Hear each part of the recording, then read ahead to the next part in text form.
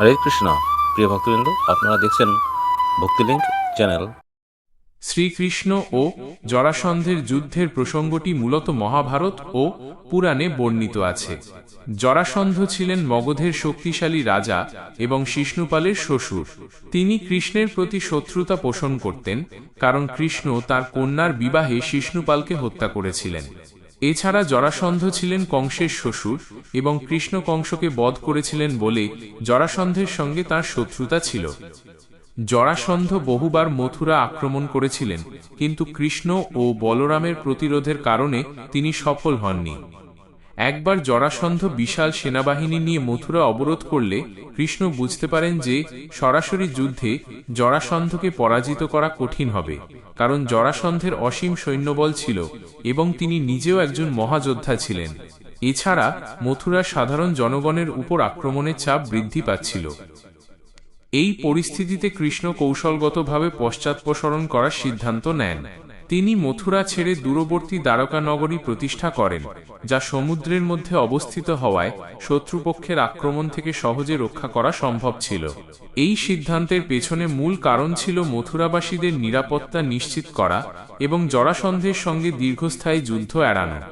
পরবর্তীতে কৃষ্ণ পাণ্ডবদের সহায়তায় জরাসন্ধকে পরাজিত করার পরিকল্পনা করেন। তিনি ভীম ও অর্জুনকে নিয়ে জরাসন্ধের সঙ্গে যুদ্ধে অবতীর্ণ হন এবং শেষ পর্যন্ত ভীমের হাতে জরাসন্ধের মৃত্যু হয়। এই ঘটনায় কৃষ্ণের কৌশল ও ধৈর্যের গুরুত্ব ফুটে ওঠে, যা মহাভারতের অন্যতম গুরুত্বপূর্ণ অধ্যায় হিসেবে বিবেচিত হয়। জরাসন্ধের শক্তি ও অহংকার। জরাসন্ধ ছিলেন অত্যন্ত শক্তিশালী ও অজেয় যোদ্ধা।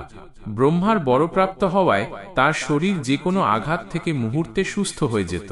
তিনি বহু রাজাকে পরাজিত করে কারাগারে বন্দী করেছিলেন এবং 100 রাজাকে বলি দিয়ে মহাদেবকে তুষ্ট করার পরিকল্পনা করেছিলেন। এই অহংকার ও নিষ্ঠুরতাই তাকে কৃষ্ণের প্রধান শত্রুতে পরিণত করেছিল। কৃষ্ণের কৌশলগত পশ্চাদপসরণ। কৃষ্ণ সরাসরি যুদ্ধে জরাসন্ধকে হত্যা করতে পারতেন, কিন্তু তা করলে মহাদেবের ক্রোধ বা ব্রহ্মার বরের প্রভাব অজানা থাকত। তাই তিনি যুদ্ধক্ষেত্র থেকে সরে গিয়ে দীর্ঘমেয়াদী পরিকল্পনা করলেন। তিনি বুঝেছিলেন যে জরাসন্ধকে পরাজিত করতে হলে শুধু শক্তি নয়, বুদ্ধিও প্রয়োজন।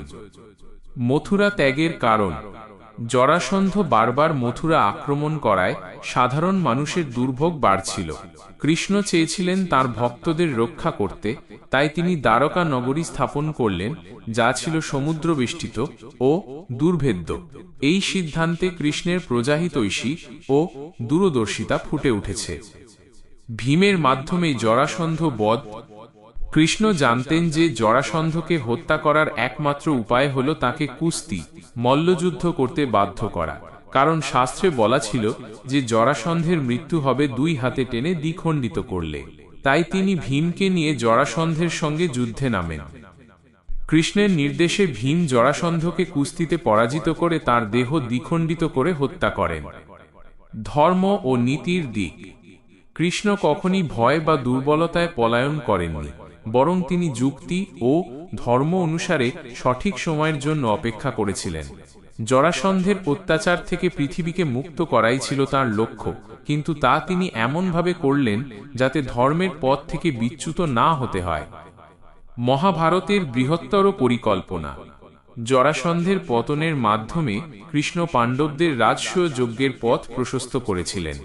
জরাসন্ধের মৃত্যুতে বহু বন্দী রাজা মুক্ত হয়েছিলেন, যা পরোক্ষভাবে ধর্মরাজ্য প্রতিষ্ঠায় সহায়ক হয়েছিল।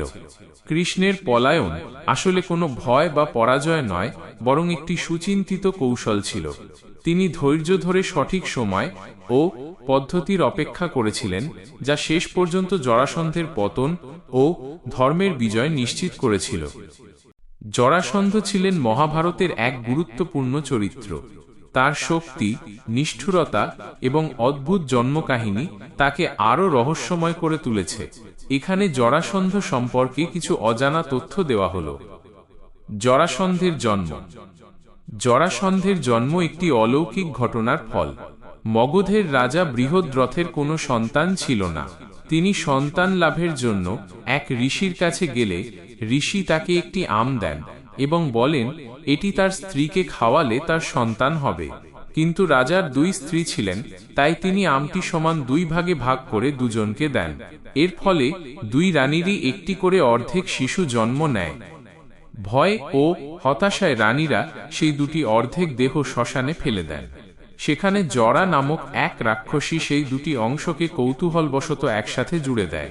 আশ্চর্যভাবে খণ্ড দুটি জোড়া লাগতেই একটি পূর্ণাঙ্গ ও সুস্থ শিশুর জন্ম হয়। এই রাক্ষসী জরা শিশুটিকে রাজার হাতে তুলে দেয় এবং সেই রাক্ষসীর নাম অনুসারে শিশুটির নামকরণ করা হয় জরাসন্ধ। এই নামটির অর্থ হল জরা দ্বারা জোড়া লাগানো। জরা রাক্ষসী রাজাকে বলে দেন যে এই শিশুর মৃত্যু কেবল তখনই সম্ভব যখন তার দেহকে আবার দুটি ভাগে দ্বিখণ্ডিত করা হবে। অজেয় যোদ্ধা। জরাসন্ধ একজন অসাধারণ যোদ্ধা ছিলেন। তার জন্ম থেকেই ছিল অসীম শক্তি। তিনি শুধু যুদ্ধেই নয়, মল্লযুদ্ধেও ছিলেন অত্যন্ত পারদর্শী। তার এই ক্ষমতা এবং ব্রহ্মার বর তাকে প্রায় অজেয় করে তুলেছিল।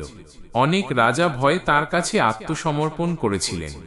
মহাভারতে বর্ণিত আছে যে কর্ণ একবার জরাসন্ধকে মল্লযুদ্ধে পরাজিত করেছিলেন। জরাসন্ধ কর্ণের বীরত্বে এতটাই মুগ্ধ হয়েছিলেন যে তাকে বন্ধু হিসেবে গ্রহণ করেন এবং কর্ণকে মালিনী রাজ্যের শাসনভার দেন। এটি প্রমাণ করে যে জরাসন্ধ শক্তিশালী যোদ্ধাদের সম্মান করতেন। রাজসূয় যজ্ঞের প্রতিবন্ধক। জরাসন্ধের ক্ষমতার কারণে তিনি বহু রাজাকে পরাজিত করে নিজের কারাগারে বন্দী করে রেখেছিলেন। তার পরিকল্পনা ছিল সেই বন্দী রাজাদের বলি দিয়ে একটি মহাযজ্ঞ সম্পন্ন করা, যা তাকে আরও শক্তিশালী করে তুলত। যুধিষ্ঠির যখন রাজসূয় যজ্ঞের কথা ভাবছিলেন, তখন শ্রীকৃষ্ণ তাকে জানান যে জরাসন্ধের অস্তিত্ব থাকা অবস্থায় এই যজ্ঞ সফল হওয়া সম্ভব নয়, কারণ জরাসন্ধের আধিপত্য ছিল সমগ্র আর্যাবর্ত জুড়ে।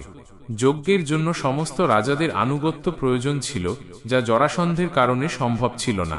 তাই জরাসন্ধের পতন রাজসূয় যজ্ঞের একটি পূর্ব শর্ত হয়ে দাঁড়িয়েছিল। কৃষ্ণের কৌশল। কৃষ্ণ জানতেন যে জরাসন্ধকে স্বাভাবিক যুদ্ধে পরাজিত করা যাবে না। তাই তিনি ভীম ও অর্জুনকে নিয়ে ব্রাহ্মণের ছদ্মবেশে জরাসন্ধের কাছে যান। তিনি সরাসরি যুদ্ধ না করে জরাসন্ধকে মল্লযুদ্ধের জন্য আহ্বান জানান। জরাসন্ধ মল্লযুদ্ধে অত্যন্ত পারদর্শী ছিলেন, তাই তিনি এই চ্যালেঞ্জ গ্রহণ করেন। যুদ্ধে ভীম জরাসন্ধের দেহ দুভাগ করে দেন, কিন্তু ব্রহ্মার বরের কারণে খণ্ড দুটি আবার জোড়া লাগতে শুরু করে। তখন শ্রীকৃষ্ণ একটি গাছের ডাল দিয়ে ভীমকে ইশারা করে বোঝান যে দেহ দুটিকে উল্টো করে, অর্থাৎ একটি খণ্ড বামে এবং অন্যটি ডানে করে ফেলতে হবে, যাতে তারা আর জোড়া লাগতে না পারে। ভীম ঠিক সেইভাবে জরাসন্ধকে হত্যা করেন, যা তার জন্মকালীন দুর্বলতার সঙ্গে সম্পর্কিত ছিল। জরাসন্ধের এই অজানা তথ্যগুলো তার চরিত্রের গভীরতা তুলে ধরে এবং কেন তিনি মহাভারতের একটি গুরুত্বপূর্ণ অংশ তা আরও স্পষ্ট করে তোলে।